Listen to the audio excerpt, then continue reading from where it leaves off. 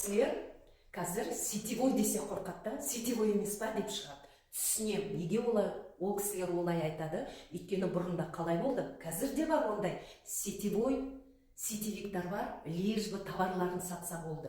Саған керек па, керек емес па, артыңнан қалмайды ғой.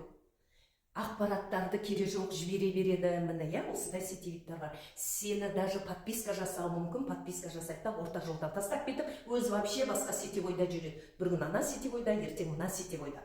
Ал енді именно сетевой маркетингқа келіп, үлкен табыс табамын, нәтиже көрсетемін, өзімді басқа қырдан көріп өсемін дегендерге именно кәсіби сетевиктарға бару керек та. Профессиональный сетевиктар. Ол кәсіби сетевиктардың өздерінің алдарына қойған мақсаттары бар, пландары бар, инструкция деп атайық, былайша жүйелер болады, өзінің системасы болады. Сол системамен жұмыс жасаған кезде масштабқа, үлкен ақшаға сіз де шығасыз, сіздің спонсорларыңыз да шығатын болады. Міне, жүйесі бар сетевиктарды кәсіби сетевиктар дейді. Сондықтан таңдасаңыз компанияның өзін емес, кәдімгідей кәсіби сетевиктарды таңдаңыздар.